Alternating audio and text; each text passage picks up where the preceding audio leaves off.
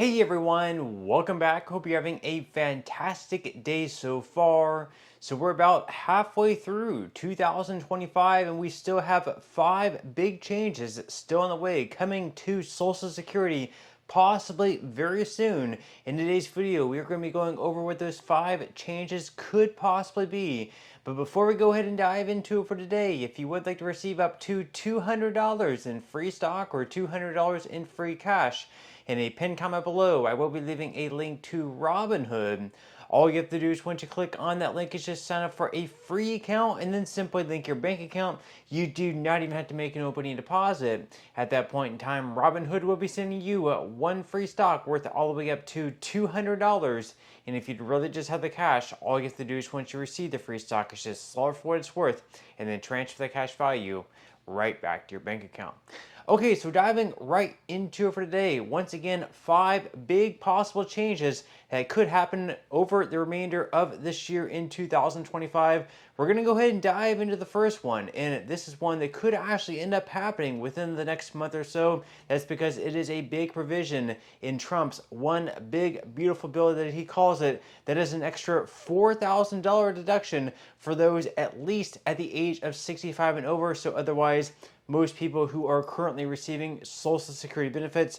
So right here up on the screen, you will see that H.R. 1 would permanently extend the double standard deduction from TCJA, currently scheduled to revert to approximately half its current amount after 2025. It would also provide an extra inflation adjustment to the standard deduction and add $1,000 to the deduction for single taxpayers and $2,000 for married couples from 2025 through 2028. Altogether, these changes are projected to cost $1.3 trillion from 2025 through 2034. And then on top of those increases to the standard deduction, H.R. 1 would add an additional $4,000 deduction per individual for taxpayers over the age of 65. And the $4,000 deduction would phase out at a 4% rate for single taxpayers earning more than $75,000 and married taxpayers earning more than $150,000. So obviously, that's going to mean less money that you are paying in taxes into the federal government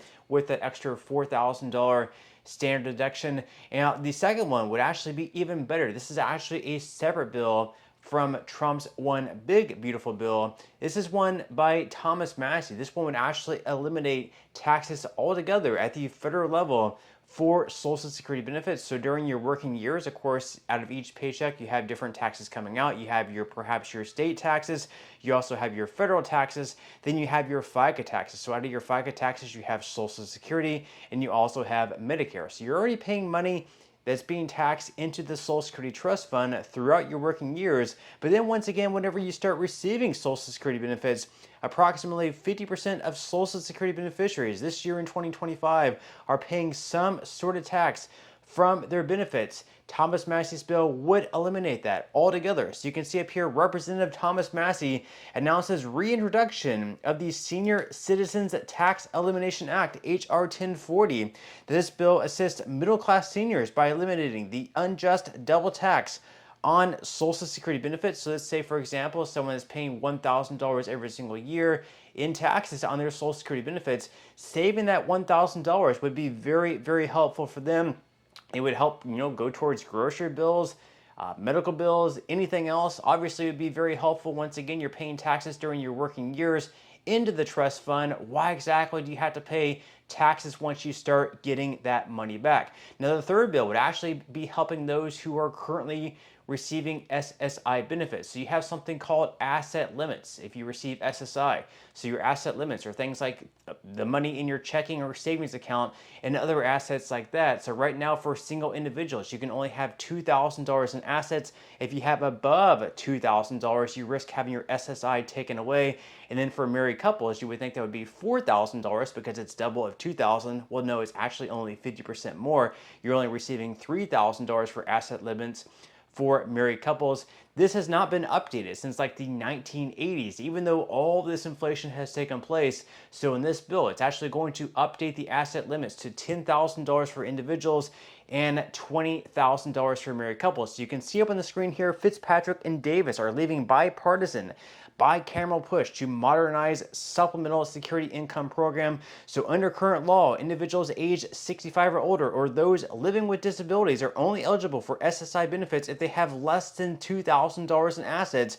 For married couples, the limit is a combined $3,000, effectively penalizing those who marry or attempt to save responsibly. These thresholds have not been adjusted since 1984, so it's been more than 40 years. Now, the SSI Savings Penalty Elimination Act would raise these outdated asset limits to $10,000 for individuals and $20,000 for married couples and permanently index them to inflation, allowing Americans to save without putting their essential benefits at risk. So it's a really good thing. This is bipartisan. It means it has a really good chance at passing. For any bill to pass, especially in the Senate, it's going to need both Republican support and it's also going to need Democratic support. This bill has both. And not only are they going to be raising the asset limits to $10,000 for singles and $20,000 for married couples, they're also going to be indexing this to inflation. So it is going to increase every single year. So let's say like 40 or 50 years from now, it's not going to still be $10,000 and $20,000 even after all the inflation that takes place.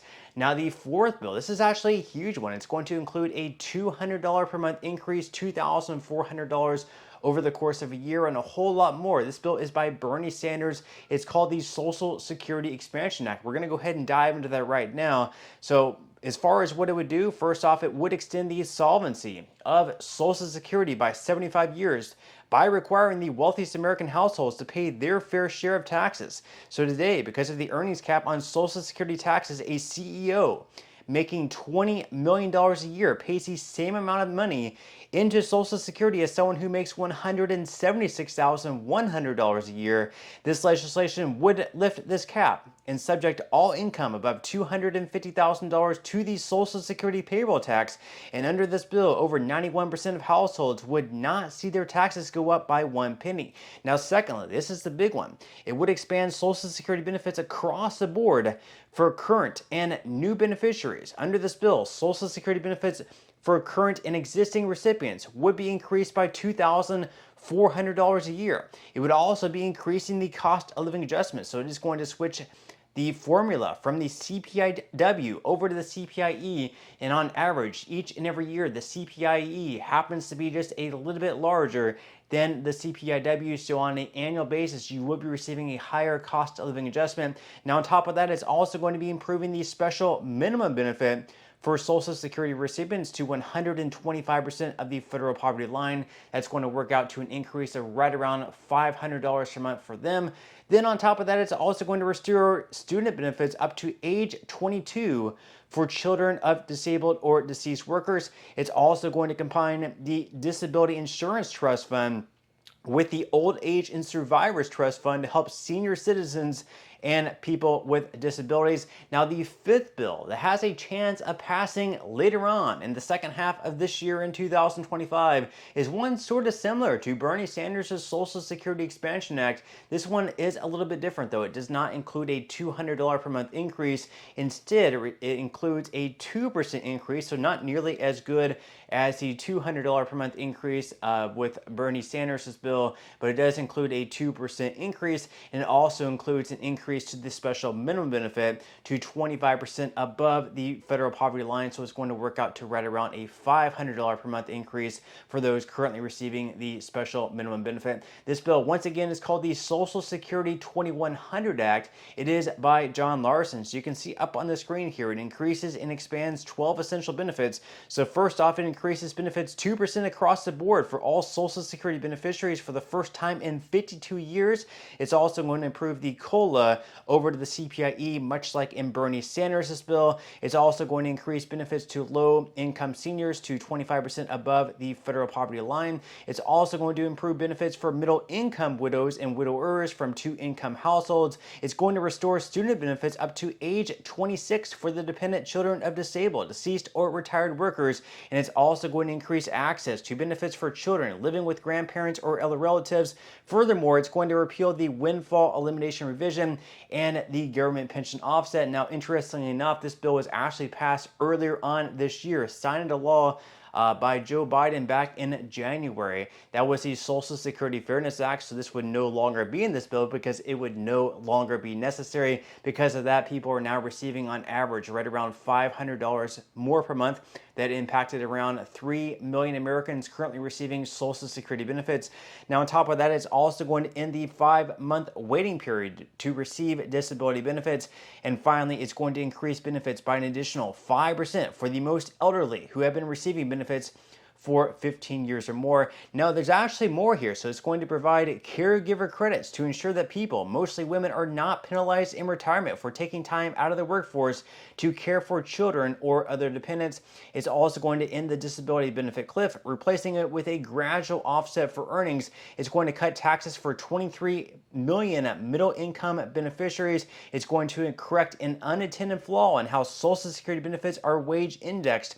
To prevent benefits from dropping a notch if the wage index decreases, it's going to ensure that these benefits do not result in reduced SSI payments or a loss of eligibility for Medicaid or CHIP.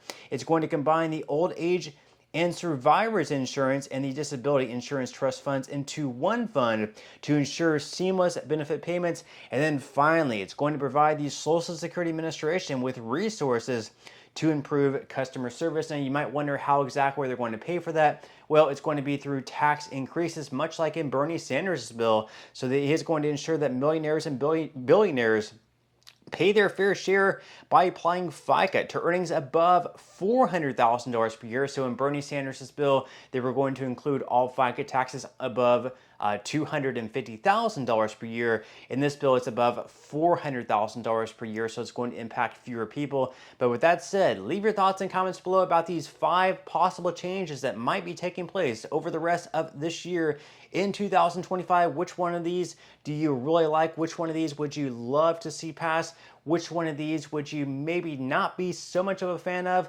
Leave your thoughts and comments below, but that's all we have for today's video, and I will see you in the next one.